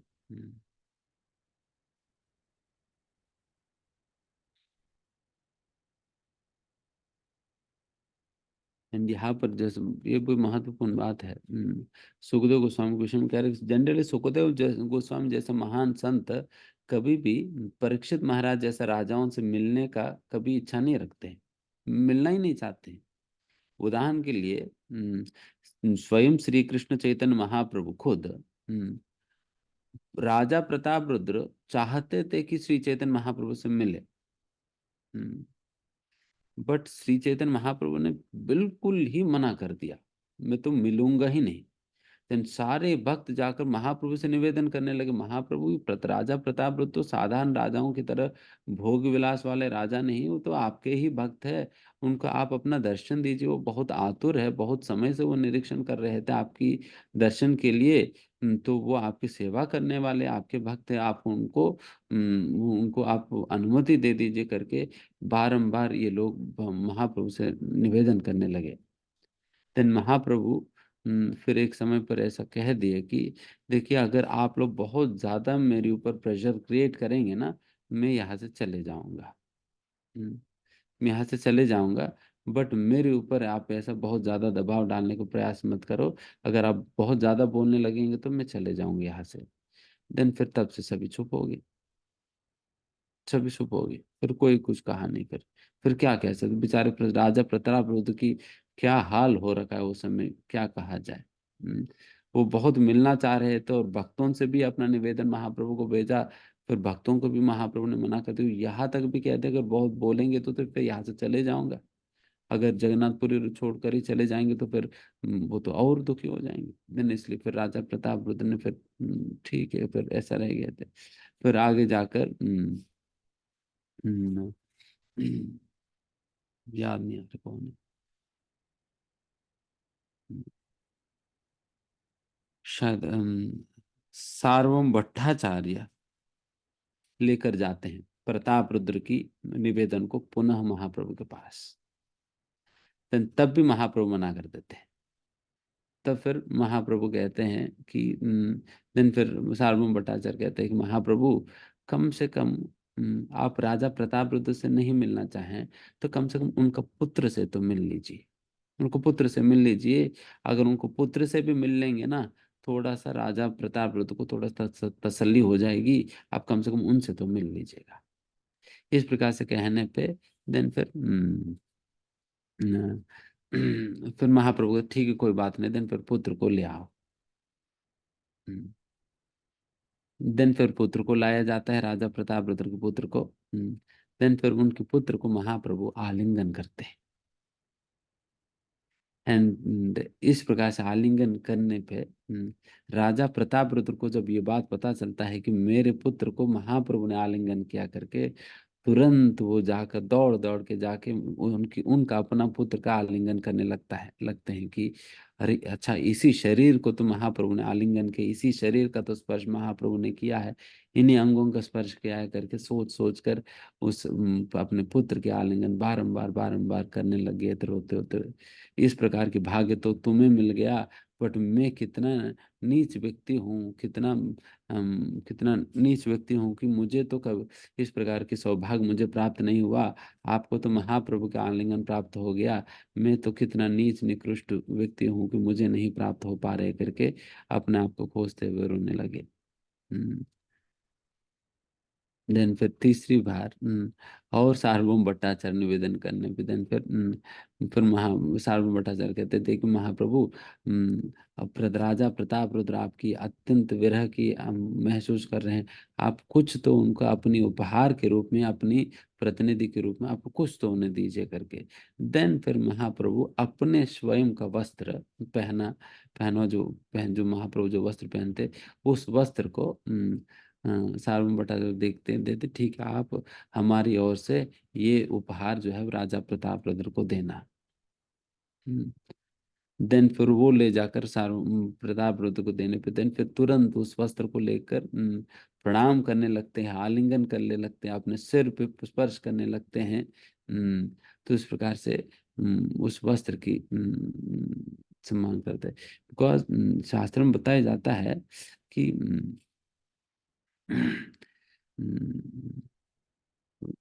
आराधना नाम सर्वेशा विष्णुराराधनम परम तस्मात् परतरम देवी। सभी लोगों की आराधनाओं में सर्वश्रेष्ठ आराधना है भगवान श्री विष्णु की आराधना करना। एंड भगवान श्री विष्णु की आराधना करने से भी बढ़कर है, क्या है? तदीय आराधनम। भगवान श्री विष्णु के संबंधित वस्तुओं का, चीजों का, व्यक्तियों का पूजा करना। उसी प्रकार से ही इसी श्लोका के अनुसार यहाँ पर राजा प्रताप रुद्र भगवान श्री चैतन्य महाप्रभु के द्वारा भेजा हुआ वस्त्र का इतना सम्मान करने लगी, इतना पूजा करने लगी, इतना प्रणाम करने लगी, आलिंगन करने लगे।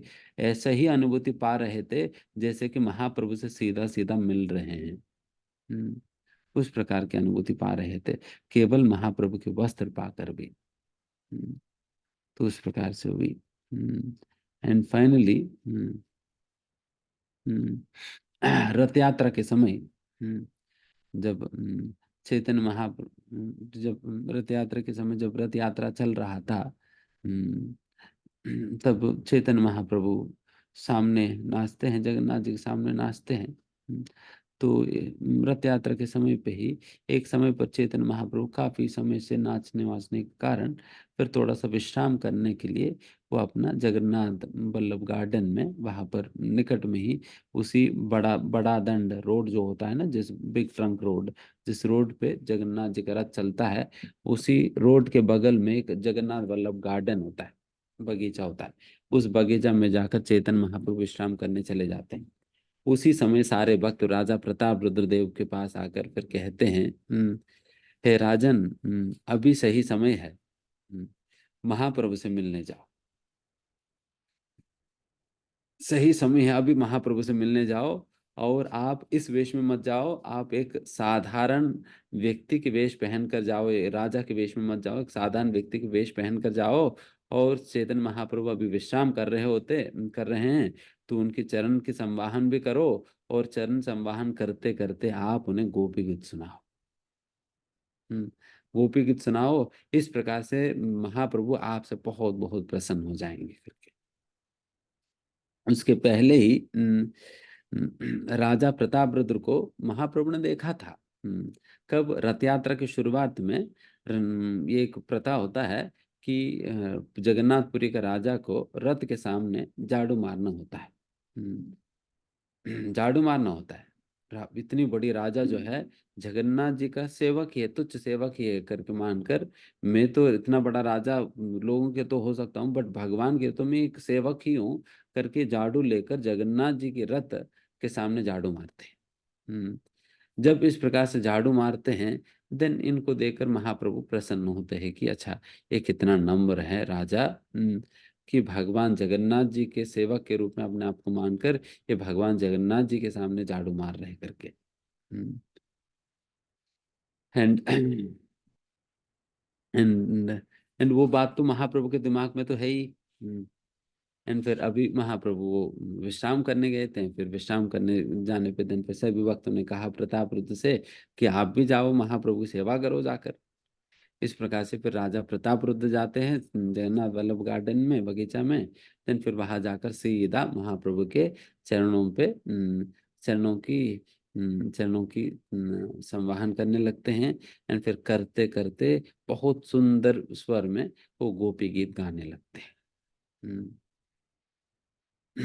जब गोपी गीत गाने लगते हैं, देन गोपी गीत में ही एक बहुत सुंदर श्लोक आता है। उसमें कहा जाता है, तव कथामृतम तप्त जीवनम कवि विरीदितम कल्मषापहम भुवि गृणन्ति ये भूरिदा जना। इसमें बताया जाता है भगवान की कथा की गान करने की, भगवान की कथा की गान करने वाले, भागवत कथा कहने वालों की महिमा के विषय में गोपिया गोपी गीत के अंतर्गत कहती है। भागवत कथा जो सुनाते हैं, भगवान के विषय में कथा जो बताते हैं, उनकी क्या महिमा है, वो कितना ग्लोरियस लोग हैं जो कि भगवान की कथा हमें सुनाते हैं। तो उनके विषय में गोपिया गोपी गीत में कहते, वो कहते कि तब कथामृतम, आपकी अमृत रूपी ये जो कथा को, तब कथामृतम तप्त जीवनम, जो तपता तीन तापों से तपता हुआ लोगों की जीवन जो तपा हुआ है, बहुत ही दुर्भर जीवन है, वैसा लोगों को आप अपनी भगवान की कथा रूपी अमृत पिलाकर जो जीवित कर देते हैं ना, जो जीवन प्रदान करते हैं, जो उत्साह प्रदान करते हैं, जो आनंद प्रदान करते हैं, जो वैसा निरुत्साही लोगों को जो इस प्रकार से आपकी कथा सुनाकर जो आनंद प्रदान करते हैं और जीवन प्रदान करते हैं और उनके तापों को दूर करते हैं, तो वैसा लोग, उनके विषय में गोपिया कहती है, कौन है ये? भुवि गृणन्ति ये भूरिदा जना, they are the most magnanimous people on earth. वो इस पूरा पृथ्वी भर में सबसे दयालु लोग हैं। दयाद्र स्वरूप है ये लोग, जो कि भगवान कथा को सुना सुना कर लोगों की उद्धार करते हैं, लोगों को अपने तीन तापों से बचाते हैं, करके यहाँ पर गोपिया कहती है। वही बात जब ये राजा प्रताप रुद्र महाप्रभु की चरण संवाहन करते हुए जब गाने लगे थे, जब गाने लगे, देन फिर क्या हुआ? जैसा प्रताप रुद्र ने गाया, भूरिदा जना, भूरिदा भूरिदा जना करके, तुरंत महाप्रभु जग गए थे। देन फिर कहने लगे, भूरिदा जना, भूरिदा जना, भूरिदा जना, आप ही तो वो भूरिदा जना है, आप ही हो वो भूरिदा जना, आपने ही तो मुझे इस प्रकार की कथा कथा की अमृत का पान आप मुझे करा रहे हो, तो आप ही हो ये भूरिदा जना करके महाप्रभु उठकर तुरंत ये राजा प्रताप रुद्र को आलिंगन ही देते हैं। आप देखो कि राजा प्रताप रुद्र को महाप्रभु के दर्शन तक भी नहीं हो पा रहा था, मिलने भी नहीं दे रहे थे, मिलने भी नहीं दे रहे थे। और वैसा राजा प्रताप रुद्र को आज का दिन उनको आलिंगन प्राप्त हो गया महाप्रभु की। और महाप्रभु को बाद में पता चलता है कि ये तो वही राजा है प्रताप रुद्र करके, बाद में पता चलता है आलिंगन करने के बाद। तो वैसा महाप्रभु भी राजा प्रताप रुद्र से इसलिए मिलना नहीं चाह रहे थे, बिकॉज राजाएं जो होते हैं वो जनरली बहुत भोग विलास में लुप्त होते हैं, और ऐसा भोग विलास में लुप्त लोगों से मिलना साधुओं के लिए उचित नहीं है। साधुओं के लिए उचित नहीं है। इसलिए जो भी असलियत में भक्ति में अच्छे से अग्रसर होना चाहते हैं, तो उस प्रकार से बहुत भोग विलास में लुप्त लोगों से मिलना नहीं चाहिए, क्योंकि भक्ति के लिए बहुत खतरा होता है। क्यों खतरा होता है? ऐसा कहा जाता है कि ऐसा लोगों से मिलना ये लिटरली विष पीकर मर जाने के बराबर है।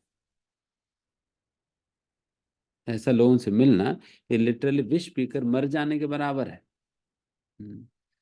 बिकॉज ये याद रखना कि भोग विलास करते हुए भोगी लोगों को देखना, ये भक्ति के लिए विष है। एंड वही भक्तों को भक्ति में आनंद लेते हुए देखना, ये अमृत है। जैसा हम भक्तों को देखते हैं ना, खूब कीर्तन में खूब आनंद में नाचते हुए, गाते हुए, खूब अच्छा से नाम जप करते हुए, बहुत ध्यान से श्रवण करते हुए, पठन करते हुए, बहुत भक्ति में आनंद ले रहे होते, सेवा करते हुए, उस प्रकार के लोगों को देखना और उनकी संगति करना, ये अमृत के बराबर है। बिकॉज ऐसा लोगों को देख कर ही हमारे अंदर उत्साह आ जाता है, प्रेरणा आ जाता है, नहीं मुझे भी करनी चाहिए करके। बट वही अभक्तों को, जो कि इस प्रकार के भोग विलास में जो लुप्त लोगों को देखना, ये तो विष पीने के बराबर है। बिकॉज उनको देखेंगे हमें लगेगा कि अरे ये वाला आनंद तो मैं मिस कर रहा हूँ। काफी दिन हो गए ऐसा आनंद पाकर। हम्म, ये इस्कॉन वाले तो पूरा मुझे सारा भुला ही दिए सारे बातें तो। हम्म, ये तो ऐसे ब्रेन वॉश करते रहते हैं लोग। ये तो देखो कितने एंजॉय कर रहे हैं। मेरे को क्या एंजॉयमेंट मिला? मंदिर जाता हूँ तो खिचड़ी विचड़ी खिला देते हैं, और मैराथन आ गया करके पुस्तक देकर बेच देते हैं। हम्म, और कीर्तन में जबरदस्ती नचवा देते हैं। तो ये क्या मिला मुझे? ये लोग देख के कितने एंजॉय कर रहे हैं।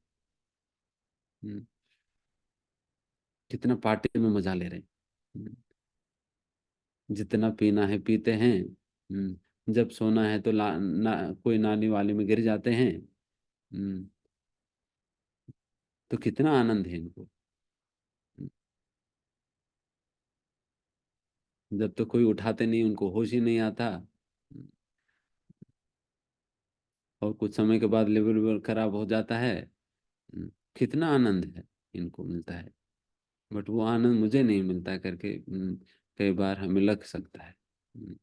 इसलिए उनके नजदीक में नहीं जाना है। केवल बुक पकड़ाना है और बाहर निकलाना है। बताओ प्रभु जी, ये दवाई है, लिवर खराब नहीं होगी।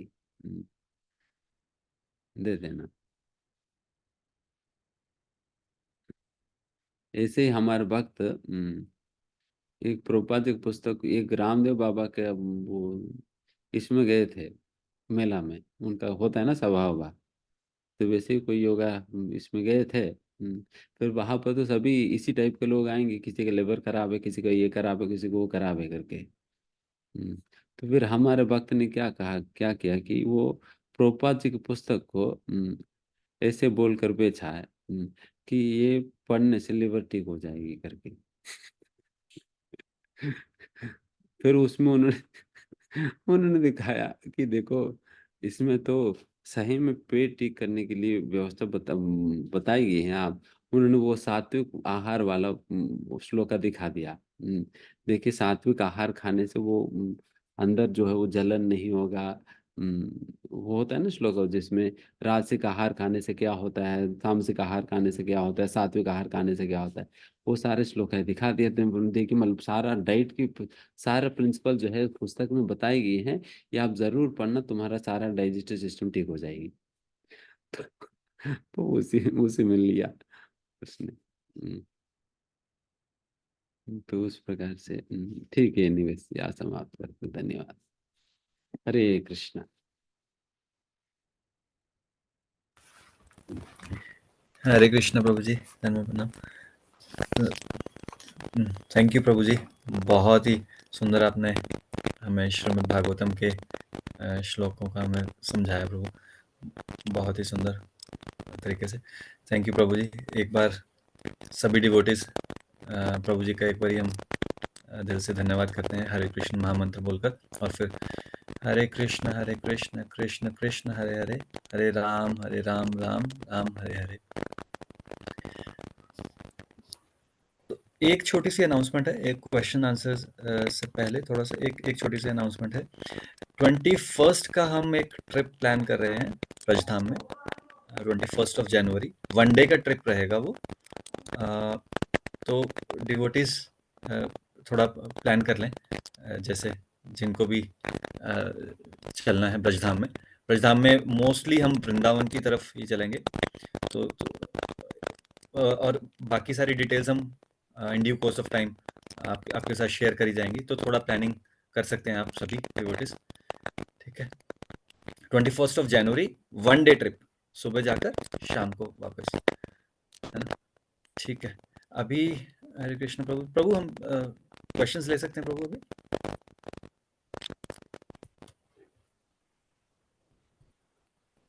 यस, 2-3। ठीक है प्रभु, ठीक है। सरोज पांडे माता जी, हरे कृष्णा। मैं आपको अनम्यूट कर देता हूँ। हरे कृष्णा प्रभु जी, दंडवत प्रणाम। यस प्रभु जी, मेरे 2 क्वेश्चन है। पहला ये है कि जो बलि महाराज जी ने अपने गुरु की आज्ञा नहीं मानी, तो हम जो सुबह पढ़ते हैं कि गुरु की अवज्ञा करना भी अपराध होता है, तो वो मतलब इसमें कैसे जस्टिफाई होता है? और सेकंड है प्रभु जी कि हनुमान जी को लेके कि प्रभु जी वो इतने शुद्ध भक्त हैं, तो वो तो फिर भगवान का भोग लगा हुआ ही खाएंगे।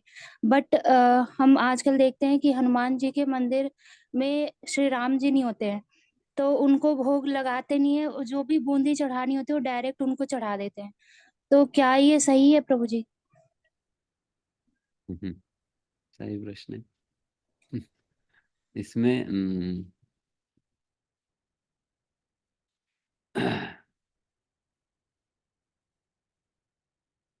आइडियली तो ऐसे ही करनी चाहिए। भगवान श्री राम को भोग जो लगता है वही तो हनुमान जी को लगाना चाहिए। उस प्रकार से ही हनुमान जी असलियत में स्वीकार करने वाले हैं, अन्यथा हनुमान जी भी क्या स्वीकार करेंगे सीधा, है ना। तो इसलिए डेफिनेटली आपने जो कहा वो सही बात है। वो सही विधि नहीं है। रादर पहले भगवान को भोग लगाना चाहिए, फिर वो प्रसाद हनुमान जी ग्रहण कर सकते हैं। एंड पहला प्रश्न आपकी पहला प्रश्न क्या था?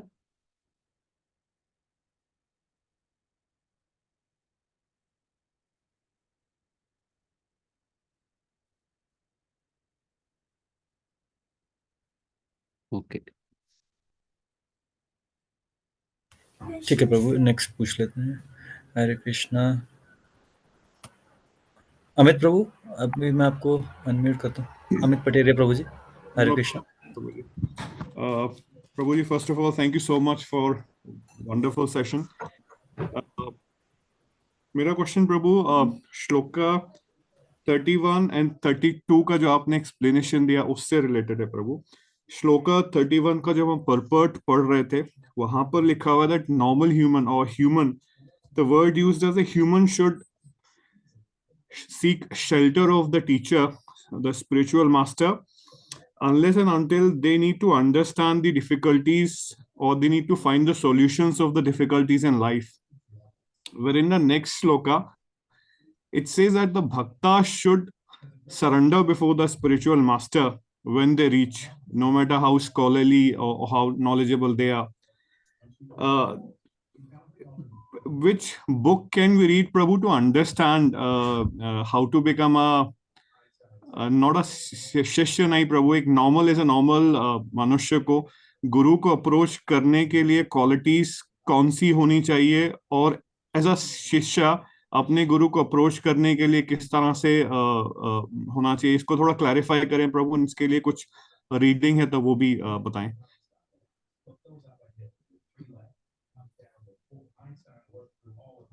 वैसा डिफरेंट डिफरेंट बुक्स में डिफरेंट डिफरेंट स्थानों पे ये सारे बातें चर्चा किया हुआ है। जैसे उपदेशामृत में, कई बार भगवत गीता में, कई जगह पर भागवतम में। इस प्रकार से डिफरेंट डिफरेंट जगह पर इकट्ठा नहीं है। बट अगर इकट्ठा कुछ चाहिए देन एक उन सारे सेक्शंस के अंतर्गत जो भी महत्वपूर्ण बातों को लेते हुए शिल प्रभुपाद जी का ही पर्पर्ट्स का और कोट्स का एक बुक है, गुरु एंड डिसाइपल करके। गुरु एंड डिसाइपल, उसके अंतर्गत गुरु शिष्य के संबंध में everything about a Guru and disciple relationship, सब कुछ ही उसके अंदर है। गुरु की योग्यता से लेकर शिष्य की योग्यता तक, एंड गुरु की सेवा से लेकर शिष्य की सेवाओं तक, उन दोनों के कैसे संबंध होने चाहिए, कैसा नहीं होनी चाहिए, क्या होना चाहिए, क्या नहीं होनी चाहिए, सारे बातें उसके अंतर्गत होंगे। गुरु एंड डिसाइपल।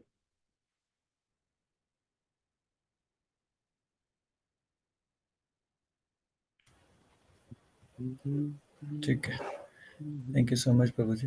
प्रभु जी, लास्ट क्वेश्चन एक पूछ लेते हैं। मैं रेखा शर्मा माता जी, हरे कृष्णा रेखा शर्मा माता जी, अभी आप पूछ सकते हैं। हरे कृष्णा। हरे कृष्णा रेखा शर्मा माता जी। कृष्ण कृष्ण हरे ठीक है, नेक्स्ट पूछ लेते हैं। हरे कृष्णा बलराम अवस्थी प्रभु जी। हरे राम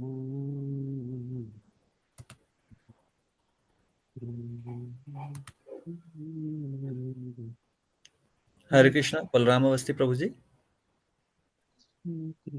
हरे कृष्णा प्रभु जी, दंडवत प्रणाम। नाम। प्रभु जी, मेरा कोई प्रश्न नहीं, बस मेरा ये था कि जो वृंदावन यात्रा जा रही है उसमें बरसाना भी इंक्लूड कर लीजिएगा। बस मेरा, इसलिए मैंने वो किया था, अगर हो पाए। बरसाने में जाते रहते हैं अब, डेफिनेटली कहीं ना कहीं कभी ना कभी तो जाते जाएंगे, जैसा अभी पिछली बार भी हमने शायद बरसाना गया था। नहीं, मैं सोच रहा हूँ कि ये नए साल में वहां भी हुआ है ये, पहले महीने में, तो अभी मैं, इसलिए मैंने कहा है। ओके। मेरा और कोई मेरा प्रश्न नहीं था। अच्छा अच्छा ठीक।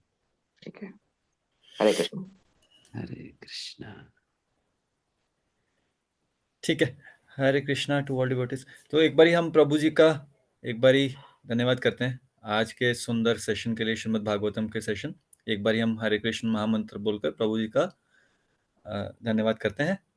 हरे कृष्ण कृष्ण कृष्ण हरे हरे, हरे राम राम राम हरे हरे। थैंक यू प्रभु जी फॉर a wonderful session प्रभु on Shrimad Bhagavatam. Thank you प्रभु। हरे कृष्ण।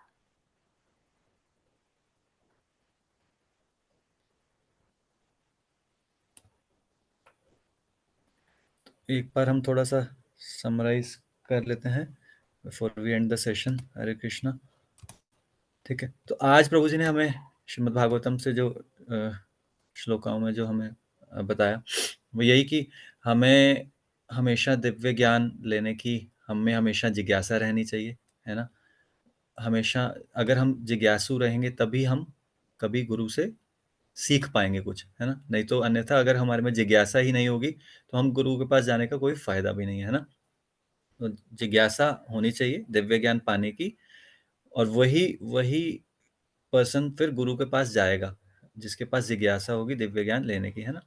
और दूसरी चीज क्या हमें प्रभु जी ने बताई कि हमें जब गुरु के पास पहुंचना है तो विनम्र भाव के साथ पहुंचना है, विनम्र भाव के साथ पूछना है।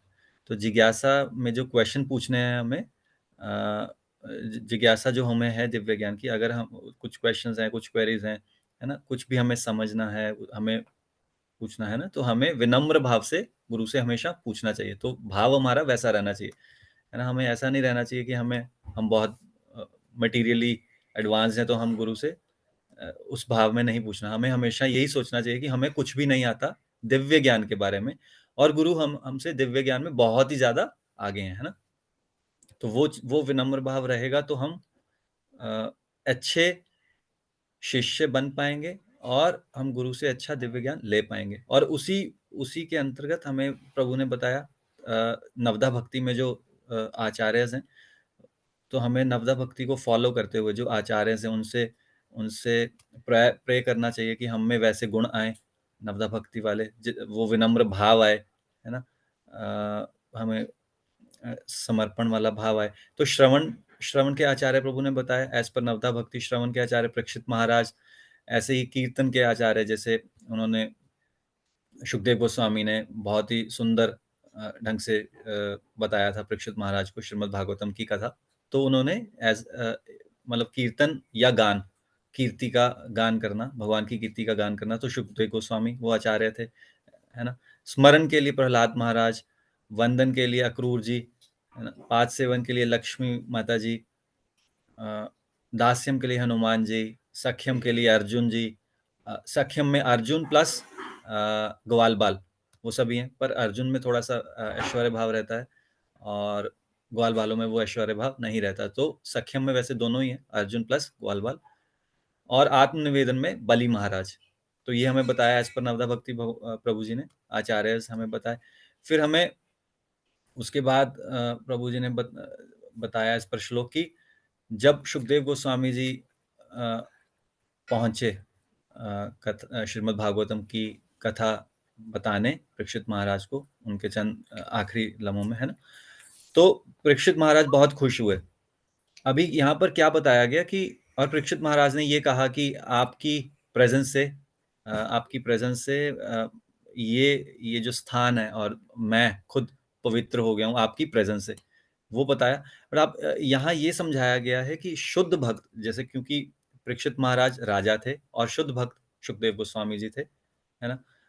तो शुद्ध भक्त वैसे यूजुअली राजा से बहुत दूर रहता है, जैसे श्री चैतन्य महाप्रभु थे, वो प्रताप रुद्र महाराज से हमेशा दूर रहा करते थे क्योंकि वो राजा थे। पर यहाँ पर क्योंकि परीक्षित महाराज एक भक्त थे, बहुत सुंदर भक्त थे भगवान के, तो उनकी कृपा की वजह से सुखदेव गोस्वामी जी की खुद की कृपा थी परीक्षित महाराज पर कि वो उनके समक्ष, सुखदेव गोस्वामी उनके समक्ष आए परीक्षित महाराज के, तथापि क्योंकि वो राजा भी थे फिर भी, है ना? तो यूजुअली वैसे शुद्ध भक्त दूर रहते हैं राजाओं से, क्योंकि राजा यूजुअली राजसी गुण में और भोग भोग भोग वाले गुण में, है ना, भोग विलास वाले गुण में रहते हैं, जिसकी वजह से भक्ति पे असर पड़ता है।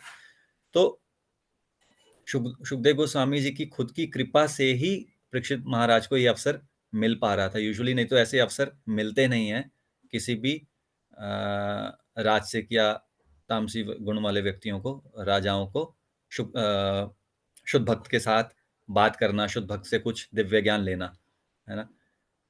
तो यही आज हमें प्रभु जी ने सेशन में बताया, है ना? तो फिर हम अगले सेशन में फिर से मिलते हैं ना। तो thank you devotees for joining this session. आप ऐसे नेक्स्ट सेशंस में अटेंड करते रहिए। तो एक बार हम आपका भी बहुत बहुत धन्यवाद करते हैं for to attend this session. वांछा कल्पतरुभ्यश्च कृपा सिन्धुभ्येव च पतितानां पावनेभ्यो वैष्णवेभ्यो नमो नमः। अनंत कोटि वैष्णव वृंद की जय। श्रील प्रभुपाद की जय। निताय गौर प्रेमानंदे। हरि हरि बोल। Thank you to all devotees. Hare Krishna.